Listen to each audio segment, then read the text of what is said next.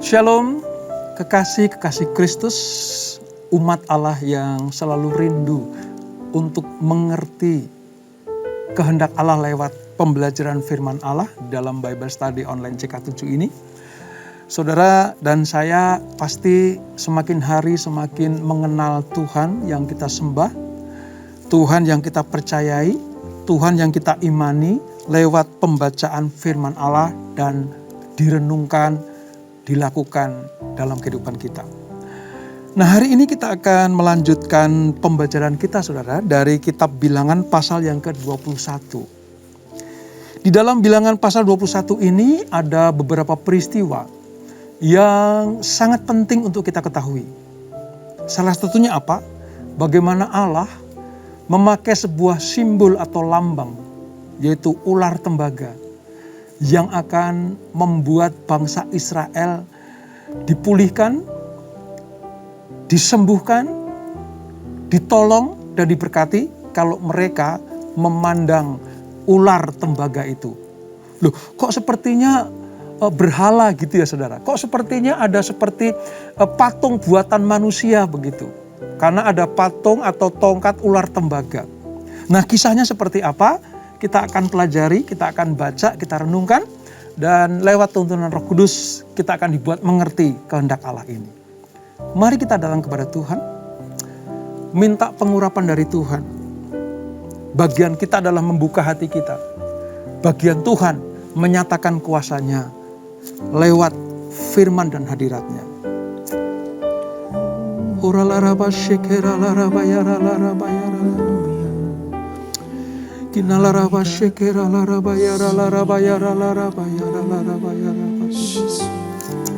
Haleluya, Yesus. Terima kasih Tuhan, hidup kami ini ada di tangan-Mu. Kami bersyukur Tuhan. Terima kasih Yesus.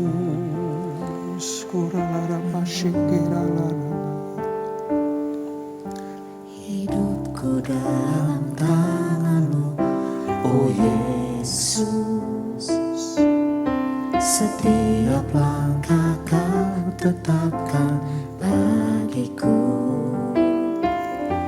Walau kadang ku tak dapat mengerti jalan-Mu, tetap ku percayakan hidupku. Sebab aku ini hamba-Mu, oh Yesus. Jadilah padaku seturut firman-Mu. Engkau Tuhan yang selalu menggenapi janji-Mu.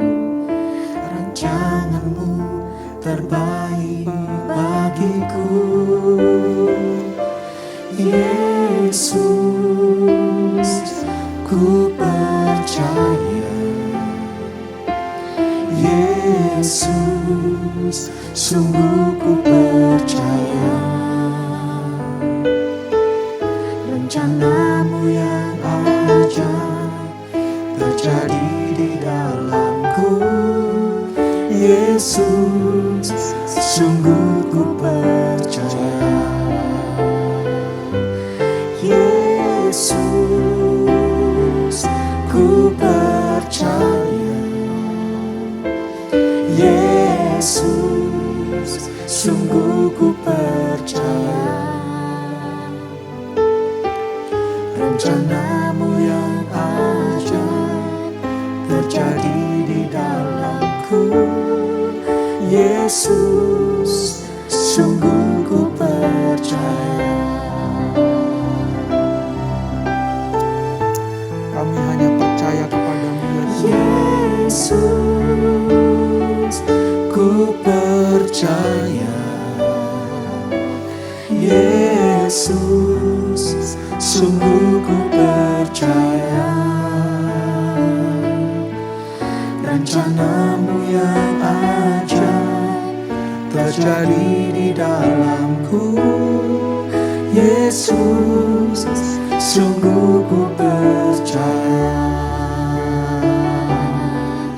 rencanamu yang ajaib terjadi di dalamku. Yesus, sungguh ku percaya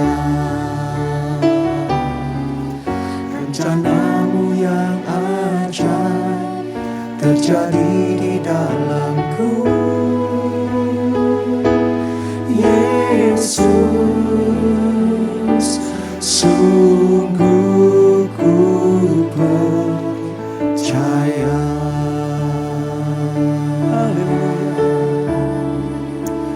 Haleluya.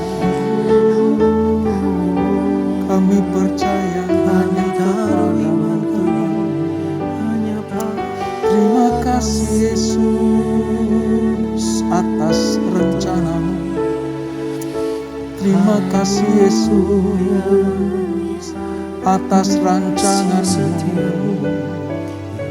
Selalu indah bagi kami Tuhan.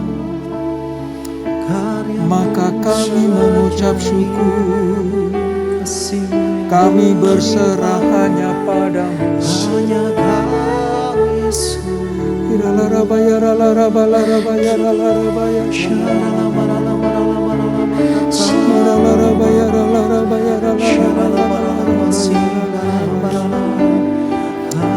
Haleluya.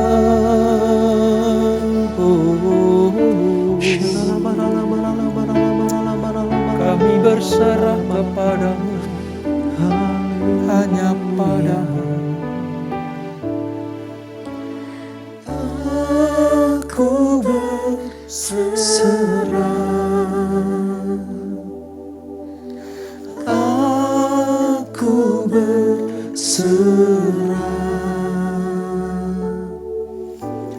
pada Yesus Juru Selamat.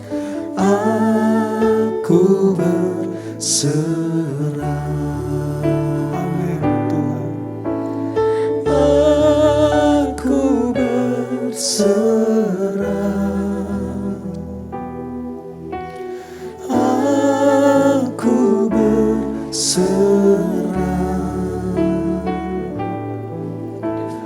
pada Yesus Juru Selamat.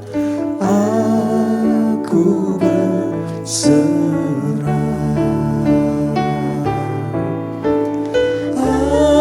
Aku berserah, aku berserah pada Yesus Juru Selamat. Aku berserah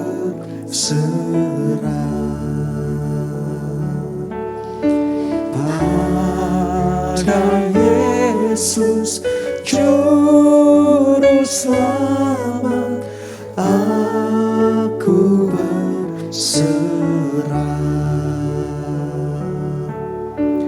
pada Yesus Juru Selamat. Aku berserah.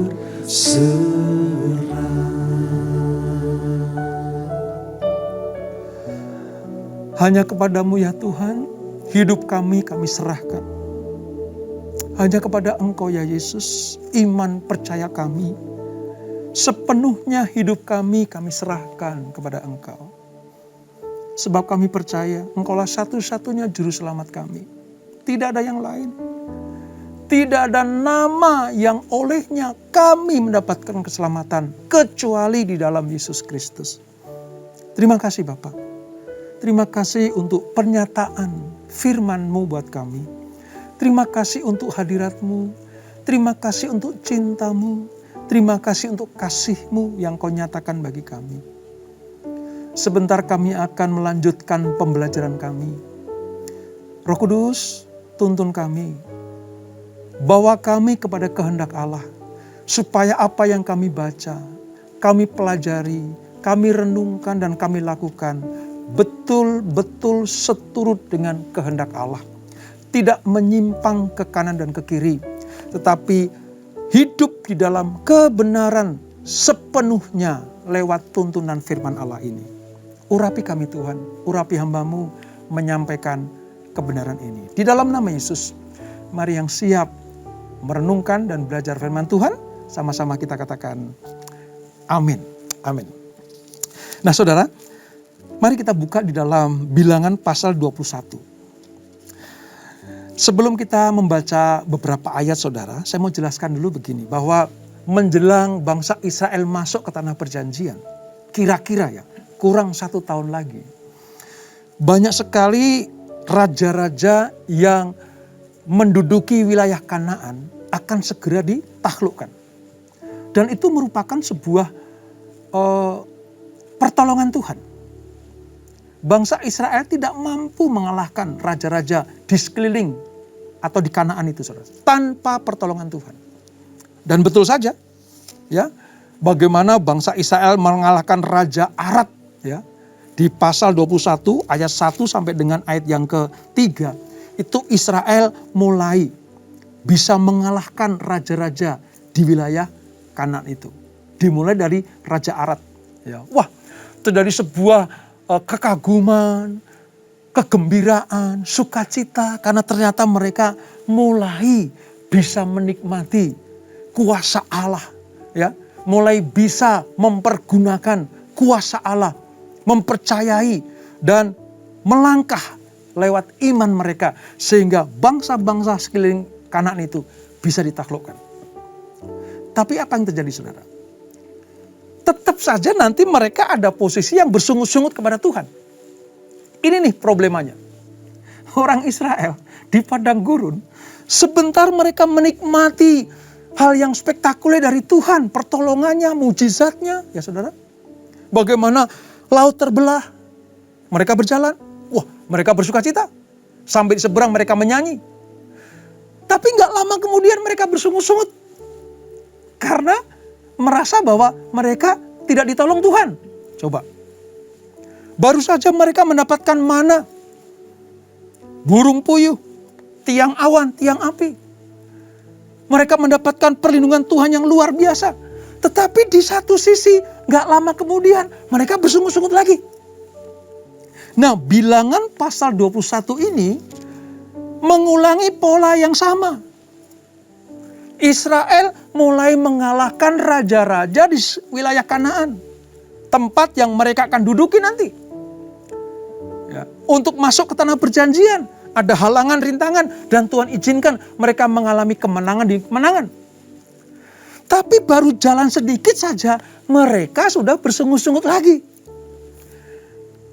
Pantesan ya, Tuhan itu memberikan julukan kepada bangsa Israel itu bangsa yang tegar tengkuk. Sebentar ditolong, sebentar bersungut-sungut. Sebentar mendapatkan kelepasan, sebentar lagi mereka komplain.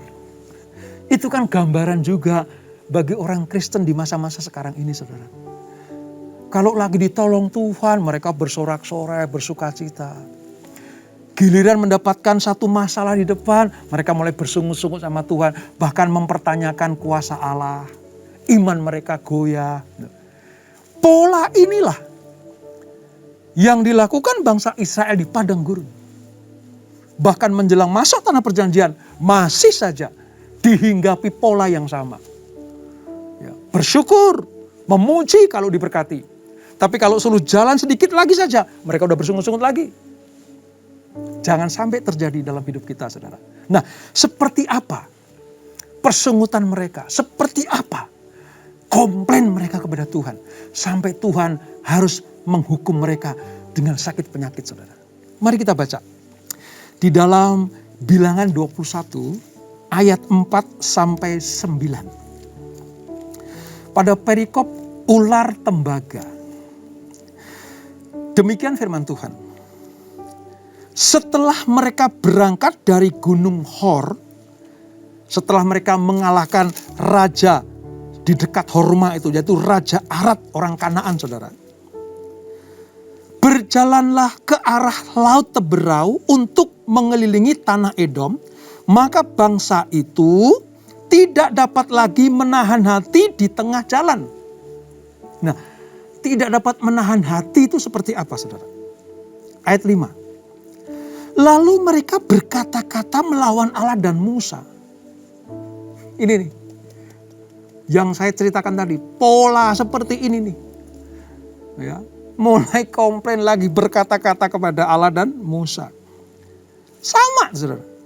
Mengapa kamu memimpin kami keluar dari Mesir? Supaya kami mati di padang gurun ini. Sebab di sini tidak ada roti dan tidak ada air. Dan akan makanan hambar ini kami telah muak.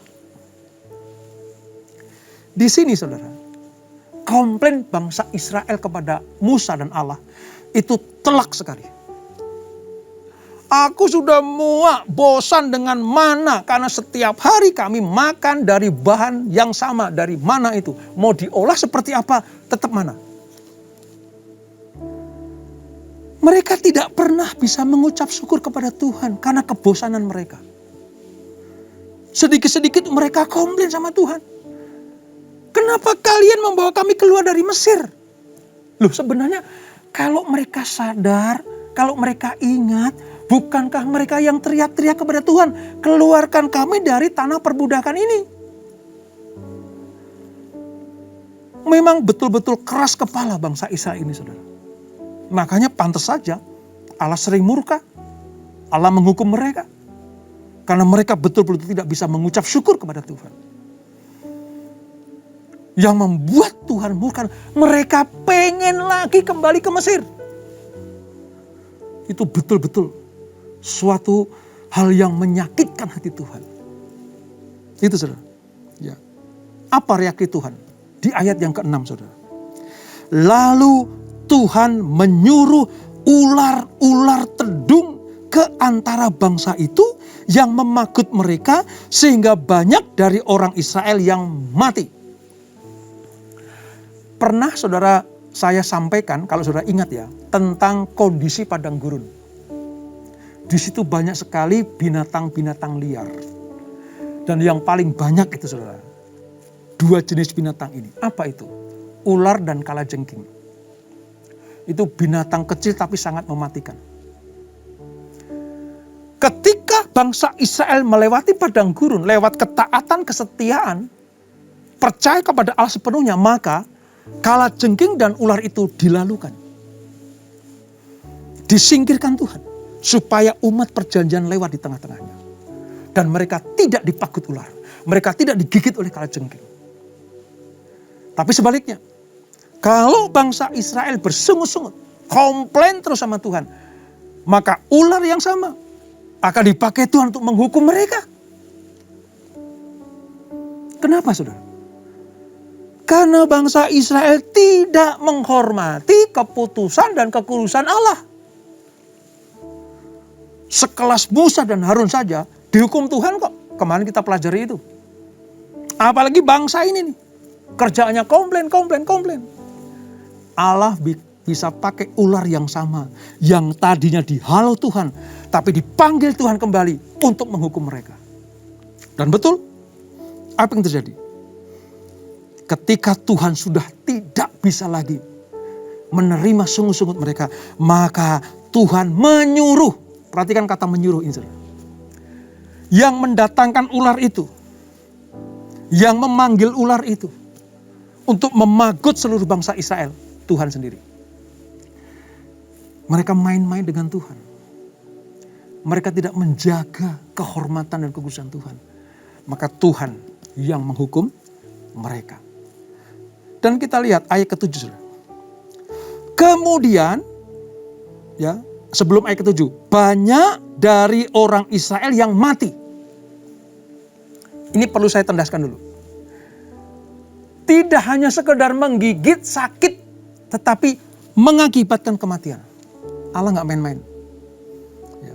Allah bisa menghukum Korah, Datan, dan Abiram lewat bumi, menguburkan mereka hidup-hidup di situ. Allah bisa memanggil binatang-binatang di padang gurun untuk menghukum umatnya. Dan tidak main-main, mereka mati, saudara. Apa yang terjadi, saudara? Ayat 7. Kemudian atas peristiwa yang menggentarkan itu, saudara, datanglah bangsa itu mendapatkan Musa dan berkata, kami telah berdosa, sebab kami berkata-kata melawan Tuhan dan engkau. Berdoalah kepada Tuhan supaya dijauhkannya ular-ular ini daripada kami. Lalu Musa berdoa untuk bangsa itu. Kita lihat pola yang sama kan? Diberkati, memuji, sedikit diuji, bersungut-sungut, dihukum Tuhan, teriak lagi sama Tuhan, tolong kami, tolong kami. Ini terus terjadi seperti itu, saudara. Tapi sekali lagi ya, saya tuh kagum sama Tuhan. Saya sangat-sangat kagum sama Tuhan. Kepada bangsa yang tegar tengkuk seperti ini. Sering dihajar Tuhan. Sering ditampar Tuhan dengan malapetaka, dengan sakit penyakit, ya, dengan hukuman. Ya. Setiap kali mereka berteriak kepada Tuhan, Tuhan berbelas kasihan. Ketika mereka datang kepada Musa, Musa, tolong, jangan sampai kami lebih banyak yang mati lagi. Tolong berdoalah supaya kami, dosa kami diampuni Tuhan. Supaya ular-ular ini tidak menggigit kami. Tolong Musa, berbicaralah kepada Tuhan. Apa yang terjadi, saudara? Lalu Musa berdoa untuk bangsa itu. Lihat hati Musa dan hati Tuhan, saudara. Itu luar biasa. Ayat 8. Maka berfirmanlah Tuhan kepada Musa, buatlah ular tedung dan taruhlah itu pada sebuah tiang. Maka setiap orang yang terpagut, jika ia melihatnya, akan tetap hidup. Musa datang kepada Tuhan. Mungkin doa Musa, Tuhan ampuni bangsa ini ya Tuhan. Mereka yang sudah layak mendapatkan hukuman, tapi sayangi mereka. Nanti apa kata dunia? Tuhan mengeluarkan bangsanya untuk dibinasakan di padang gurun. Tolong ya Tuhan. Lalu Tuhan berbelas kasihan. Oke Musa, sekarang kamu buat replika seperti ular tedung pada sebuah tongkat. Dirikan itu di tengah-tengah bangsa itu. Lalu siapa yang dipagut ular tedung itu, ketika dia melihat ular tembaga itu, maka mereka akan sembuh. Ayat 9. Lalu Musa membuat ular tembaga dan menaruhnya pada sebuah tiang. Maka jika seorang terpagut ular dan ia memandang kepada ular tembaga itu, tetaplah ia hidup. Sekali lagi saudara, kita melihat bagaimana anugerah Allah kepada bangsa pilihannya. Ya, Allah menghukum. Banyak yang binasa. Banyak yang mati di padang gurun. Tapi setiap kali ada teriakan minta pertolongan Tuhan karena pertobatan, Allah bersegera menolong mereka. Dan pada peristiwa ini, memakai ular tembaga yang ditaruh di sebuah tongkat. Diletakkan di tengah-tengah bangsa Israel. Kalau ada mereka yang berdosa dan dipagut ular yang sungguh itu, lalu mereka melihat ular tembaga itu, maka penyakitnya disembuhkan dan tidak dibinasakan. Dari sini kita bisa melihat saudara. Jangan main-main dengan kebesaran Tuhan. Jangan main-main dengan pertolongan Tuhan. Allah bersegera memasukkan mereka ke tanah perjanjian. Kan sayang saudara. Mereka yang mati karena dipagut ular tedung itu kan sayang sekali.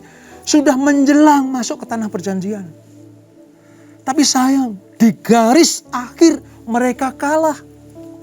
Di garis akhir mereka binasa. Ya. Inilah pola bagi orang-orang yang tidak mengenal kasih setia Tuhan. Inilah cara-cara orang yang durhaka. Yang tidak pernah mensyukuri atas anugerah Allah. prinsip pertolongan Tuhan memang tidak berlaku otomatis. Tidak langsung disembuhkan, no. Harus ada cara, tanda dari Allah kepada umatnya. Supaya mereka ingat itu. Allah berikan perintah kepada Musa, suruh bikin replika ular tedung. Kepada bangsa Israel, suruh melihat ular itu. Jadi orang yang akan disembuhkan Tuhan, ditolong Tuhan, diberkati Tuhan, tidak serta-merta Allah melakukan secara otomatis. Hanya kepada mereka yang merespon perintah Tuhan dengan iman dan taat, maka pertolongan Tuhan akan mereka terima. Sekali lagi saya tandaskan, perintah Allah kepada Musa suruh bikin ular tembaga. Perintah Allah kepada bangsa Israel yang dipakut ular sungguhan itu, ular tedung itu, harus melihat ular tembaga. Dua pihak ini antara Musa dan bangsa Israel harus merespon perintah Tuhan. Dari sini kita belajar, siapa yang menghormati Tuhan dan merespon perintah Tuhan, sekalipun mereka sedang dipakut ular tedung, menghadapi malapetaka dan mara bahaya, kalau mereka merespon dengan bertobat, merendahkan diri, mencari wajah Tuhan, taat setia, maka mereka akan disembuhkan. Ini pelajaran yang luar biasa, saudara. Dan sejarah ya masih meninggalkan jejak-jejaknya. Setiap kali saudara di Yordania, kalau mau Holy Land lewat darat, jalan dari Yordania menyeberang ke Israel, sebelum menyeberang saudara dibawa ke Gunung Nebo. Di situ di mana Tuhan pernah menyuruh Musa untuk melihat tanah perjanjian. Karena Musa mati di Gunung Nebo. Tapi di situ pula ada sebuah tiang berupa ular tembaga. Seperti ular yang melilit di sebuah tiang. Banyak sekali orang kalau datang ke situ berfoto-foto, saudara. Tapi banyak di antara mereka yang juga nggak tahu juga artinya apa. Tapi puji Tuhan, lewat Bible study ini kita mengerti. Lewat firman Allah kita mengerti. Bahwa itu adalah Tuhan minta umat Israel merespon atas tawaran keselamatan Tuhan. Nah, entah kebetulan atau tidak, saudara. Saudara perhatikan ya, mengapa lambang apotek itu adalah lambang seperti tiang begitu ya, tiang lalu ada ular melilit itu. Saya nggak tahu apakah itu memang mengambil dari peristiwa ini, tapi saya rasa kok tidak kebetulan ya, karena pengobatan, kesembuhan ya identik dengan pemulihan, keselamatan dan kesembuhan orang Israel yang dipakut ular tedung itu. Nah, saudara, apa makna rohani yang dapat kita petik? Apa manfaat kita belajar tentang peristiwa ular tembaga ini? Oleh anugerah Allah di dalam Tuhan Yesus Kristus, ya, tersedia bagi siapa saja. Yang dipakut ular tedung itu melambangkan yang dikuasai oleh si jahat. Si ular yang pernah menggoda Hawa dan Adam di Taman Eden. Anak cucu ular itulah yang memakut juga bangsa Israel pada peristiwa ular tembaga ini. Demikianlah Tuhan menyediakan karya keselamatan lewat anaknya yang tunggal di Tuhan Yesus Kristus.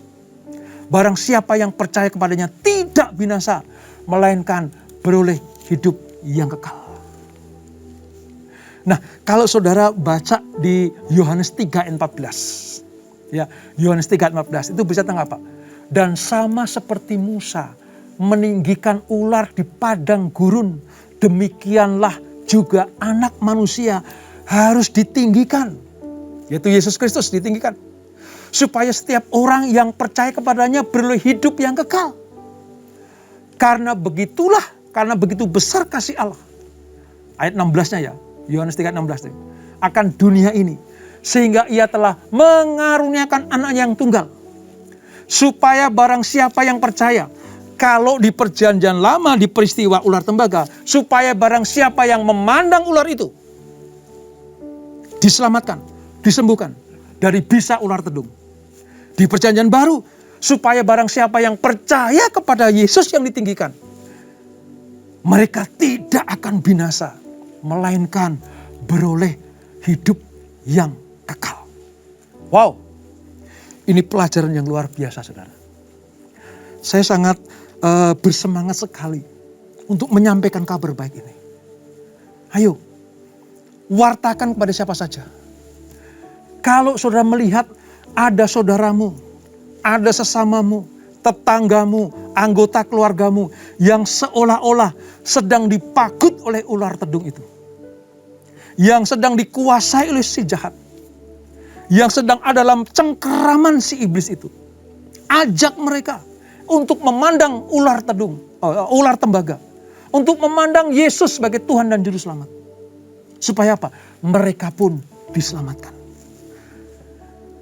Tuhan memberikan kabar sukacita ini bukan hanya untuk kita sendiri. Tuhan memberikan jalan keluar keselamatan ini bukan hanya untuk konsumsi kita sendiri. Tapi kita sebarluaskan. Kalau engkau pengen selamat, kalau engkau pengen terlepas dari bisa ular tedung, pandang salib Tuhan. Pandang salib Tuhan. Percaya kepadanya. Setiap orang yang percaya kepadanya tidak akan binasa. Dan mereka akan mendapat hidup yang kekal. Bukankah ini kabar baik buat kita semuanya, saudara? Mari jangan egois. Wartakan kabar keselamatan ini. Supaya kepada siapa saja mereka percaya kepada Yesus dan diselamatkan. Sebelum saya tutup, saudara, ini hal penting. Ya. Manusia kadang memberhalakan sesuatu bendawi. Itu dilarang oleh Tuhan, saudara. Ya, pada masa itu Musa diperintahkan membuat replika ular tedung, lalu ada di sebuah tiang ular tembaga. Itu hanya untuk peristiwa ini. Hanya untuk peristiwa ini. Selanjutnya Allah sedang menyediakan karya keselamatan lewat Yesus Kristus yang ditinggikan tadi. Yohanes 3 tadi. Nah, cilakanya, saudara. Pada masa-masa pemerintahan Raja Hizkia. Kalau saudara nanti kita pelajari ya, di kitab-kitab 2 raja-raja. Khususnya pasal yang ke-18. Bagaimana orang Israel masih juga cenderung menjadikan ular tembaga itu sebagai berhala. Ini masalahnya. Benda kalau diilahkan akan menjadi berhala. Padahal Allah sudah menjadikan Yesus Kristus, putra yang tunggal itu, untuk menyelamatkan manusia. Maka dari itu, kita tidak boleh memberhalakan apapun juga. Saudara tahu, pada peristiwa ini namanya ular tembaga. Ya. Di dalam bahasa Ibrani adalah Nekashi Hanokoshet. Nekashi Hanokoshet. Tetapi nanti pada peristiwa penyembahan berhala ular tembaga itu, Hizkia merubah menjadi apa? Nehustan. Nehustan itu artinya begini. Tembaga yang tidak penting. Dulu namanya Nekashi Hanekoshet. Hanekoshet. Ya, itu ular tembaga yang menyembuhkan. Tetapi jangan diberhalakan. Karena pada waktu diberhalakan zaman Raja Hizkia, maka bangsa Israel itu menyembah ular tembaga. Saudara. Hizkia perlu mengadakan tindakan.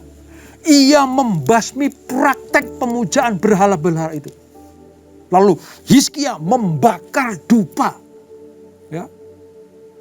Bangsa Israel membakar dupa di depan ular tembaga itu.